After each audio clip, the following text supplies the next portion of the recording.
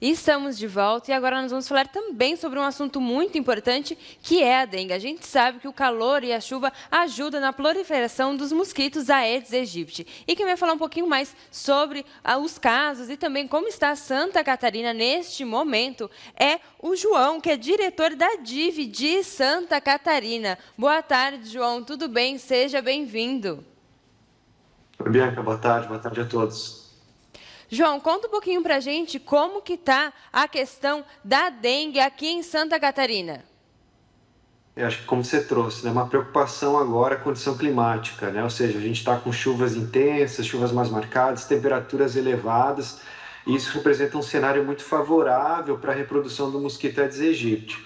Então, é claro, nós tivemos aí uma redução no número de casos em 2025 comparado a 2024, mesmo assim foram mais de 25 mil casos de dengue, tivemos óbitos, vimos registros de chikungunya. Acho que é uma grande preocupação agora nesse momento, porque a gente sabe que é nesse início de ano que a gente costuma ver um número maior de casos, então certamente intensificar as ações é de fundamental importância para evitar novamente uma transmissão importante acontecendo aqui no estado. E como que estão os casos, né? Agora, principalmente em dezembro, que a gente finalizou, a gente sabe que Santa Catarina registrou grandes volumes de chuva e também altas temperaturas nesses últimos dias. Isso ajuda na proliferação do mosquito? Isso ajuda, né? O que a gente tem visto, né? Desde dezembro, a gente começou a ver um aumento do número de focos do mosquito Aedes aegypti, começou a ver um aumento de casos suspeitos sendo notificados, então isso acendeu o primeiro alerta, né? Ou seja, a gente podia ver um aumento de casos acontecendo nas próximas semanas. Então, é o que a gente vem falando, o cenário climático, ambiental é muito favorável, isso já tem se refletido em números, ou seja, um aumento da presença do mosquito Aedes aegypti, um aumento de focos. Então, certamente, né? Lembrar que o mosquito Aedes aegypti ele está dentro das nossas residências muitas vezes, está dentro das cidades, reproduz em locais com água parada. Então você está tendo muita chuva, está tendo temperaturas elevadas, eliminar esses locais é de fundamental importância, o que pode impactar, né, na transmissão dessas doenças nas próximas semanas aqui no estado. João, comparado, né, a gente sabe que 2014 foi um ano muito complicado para a dengue no estado de Santa Catarina. 2025 já foi mais tranquilo. A gente deve se preocupar para 2026 ou será um ano também mais tranquilo? Como está a projeção dos casos para 2026, principalmente nesse início do ano? Acho que a gente deve se preocupar, como você falou, comparado a 2024, 2025 houve uma redução de mais de 90% no número de casos e óbitos, embora aí, mesmo assim, são 25 mil casos de dengue, 22 óbitos confirmados. Por outro lado, a gente viu um aumento nos casos de chikungunya, né? Ou seja, mais de 800 casos de chikungunya, também com 4 óbitos confirmados. Então, é claro, comparado a 24 para 25, uma melhora na dengue, uma piora na chikungunya, mas as projeções para 2026 são de que a gente tem um ano com mais casos comparado a 2025. Então, não se espera uma transmissão como foi em 2024, mas se espera mais casos do que em 2025. Então, acho que é uma preocupação e é um alerta para todos, porque justamente nós estamos num momento muito favorável e propício para que a gente tenha aumento de mosquitos e com isso aumento de casos. Se cada um fizer a sua parte, lembrando que o enfrentamento da dengue se faz entre o poder público e a sociedade, ou seja, cada um precisa assumir sua responsabilidade, assumir o seu papel. Acho que estamos com muitas ações em andamento por parte do Estado, intensificando as ações desde o final do ano passado, enfim, discutindo documentos, apoiando os municípios com investimentos em comunicação, mas certamente é o papel de cada um de fundamental importância, eliminando os locais com água parada, porque é claro, com o esforço de todos que a gente pode reduzir o risco de ter novamente um impacto importante dessas doenças aqui no estado. E quais são as cidades aqui em Santa Catarina que mais estão com casos registrados nesse momento? O que a gente viu aí em 2025, né, foi justamente região aí da Foz do Rio Itajaí, Grande Florianópolis, vimos casos também acontecendo na região oeste. É claro que você vê casos acontecendo em muitos municípios, nós tivemos mais de 200 municípios com notificações de casos suspeitos. Mas é claro que essas regiões, né, Itajaí, Grande Florianópolis, até pegando um pouco da região de Joinville, oeste, foram os que concentraram o maior volume de casos. Mas só lembrando, nós temos aí mosquito, né, em muitos municípios catarinenses, mais de 180 são considerados infestados, ou seja, municípios que têm mosquito com uma condição para gerar transmissão. Então, acho que cada um precisa fazer sua parte. Acho que o alerta serve para todos os municípios aqui do estado de Santa Catarina. Santa Catarina está fazendo, né, um reforço, então, na prevenção. Como está funcionando essa operação, principalmente agora para este momento do verão? Acho que, claro, as ações não se dão só no momento de aumento de casos, né? Elas se dão no momento anterior a eles, como preparação.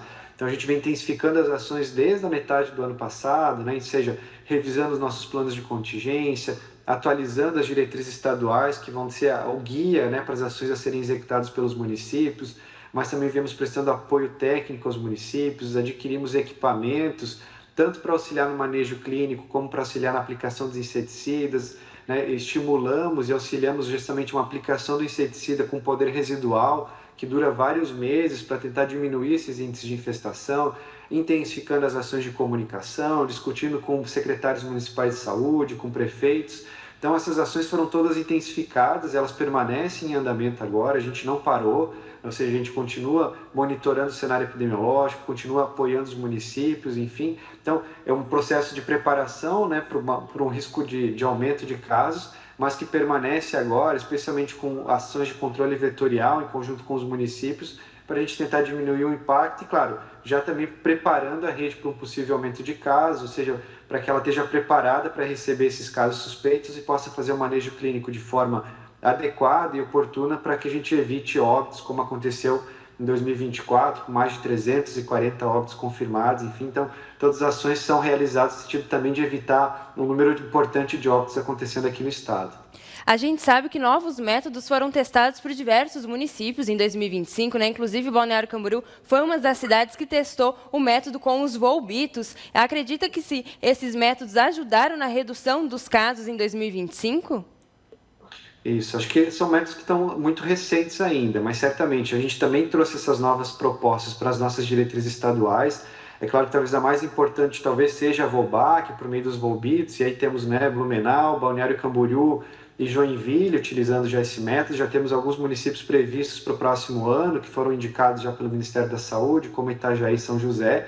Então, acho que são estratégias importantes e que devem impactar na redução do número de casos, embora, como eu falei, são muito recentes, então é difícil ainda avaliar o impacto deles, mas também a gente vem trazendo novas propostas, né? E, claro, em alinhamento com o Ministério da Saúde, como, por exemplo, esses inseticidas de ação residual, que a gente chama de borrifação residual intradomiciliar, que a gente tem estimulado muito, tem aplicado, né, em prédios públicos, prédios estratégicos, já que é um inseticida residual, que o mosquito, ao pousar nesses locais, acaba se contaminando, mas também trazendo outras propostas, né, como as ovitrampas, para fazer o monitoramento diferenciado dos mosquitos, enfim. Então, são novas estratégias que o Ministério da Saúde tem recomendado, que o Estado tem incorporado nas suas diretrizes estaduais e que certamente podem trazer resultados, talvez não agora, já nesse início de ano, mas que certamente vão impactar no número de casos aqui no Estado, e nem, não deixando de citar a vacinação também, né? Temos vacinação em andamento, né? Ainda com público restrito, de 10 a 16 anos, mas já com perspectiva de ter mais doses para esse ano de 2026, né? Temos aí a vacina do Butantan. Então, acho que são várias estratégias, não é uma única estratégia, são várias estratégias em andamento. Lembrando que o básico continua sendo importante, eliminar os locais com água parada, mas certamente, se você colocando tudo isso em prática, o nosso grande objetivo é diminuir o impacto da doença, a carga da doença aqui para o cidadão catarinense.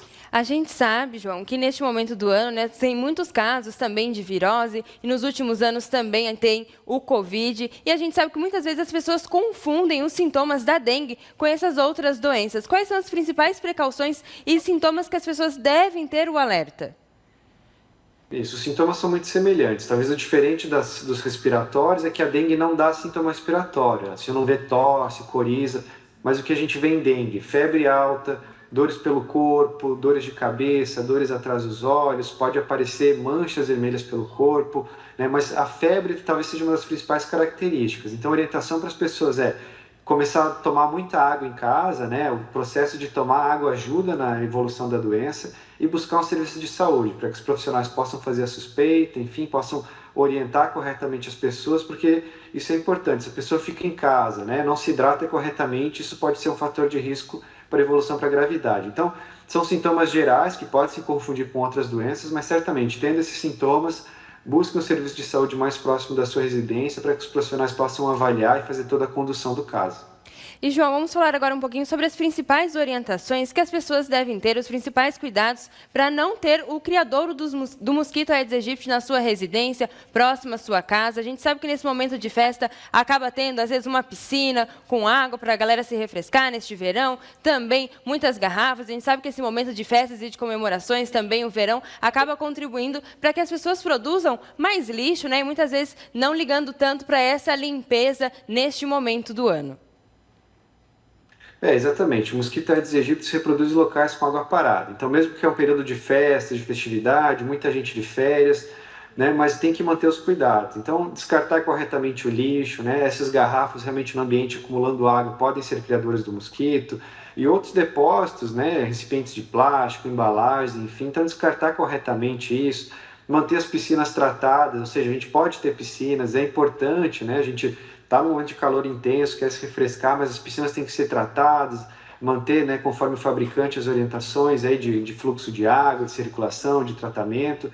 Não esquecer de grandes depósitos, né, caixas d'água precisam estar cobertas, as calhas, né, estamos com um período de muitas chuvas, então as calhas têm que estar limpas, com seu caimento correto para que elas não acumulem água, cisternas vedadas, enfim. Então, grande orientação é eliminar o que a gente pode eliminar. Muita gente fica guardando depósitos, recipientes, achando que vai usar um dia, mas está lá acumulando água, pneus, baldes, garrafas e etc. Né? Adequar aqueles que a gente não pode eliminar, então limpar calhas, fechar a caixa, tampar e vedar caixas da água, enfim. Ou seja, se a gente evita que o mosquito acesse esses locais, a gente diminui o risco de ter transmissão dessas doenças. Então, a grande ação é eliminar locais com água parada. Essa é a principal ação, precisa ser uma rotina. Precisamos estabelecer isso no nosso dia a dia, porque muitas vezes a gente fala muito, mas de fato não faz. Né? Lembrando que o mosquito está aqui, procura esses locais, se cada um fizer a sua parte, a gente diminui o risco de transmissões importantes aqui em Santa Catarina.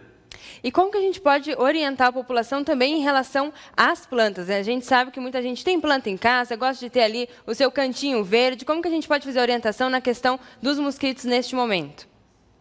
Evitar pratinhos de planta, por exemplo, acho que a gente pode ter, mas optar então por colocar, ou deixar assim o pratinho, quando não for possível colocar areia, né, para que a gente não tenha esse acúmulo de água, evitar algumas plantas, né, a gente sabe, tem muita polêmica, mas as bromélias acabam acumulando água, a gente já encontrou focos do mosquito nesses locais, então evitar formas, né, ou objetos ali que possam acumular água, então manter tampado com a areia, os pratinhos, enfim, ou evitar eles, tentar evitar embalagens, enfim. Então, tudo que pode acumular água pode ser utilizado pelo mosquito que está se reproduzindo. Então, evitar ter as plantas é possível, pode ter, mas evitar qualquer objeto que possa estar acumulando água.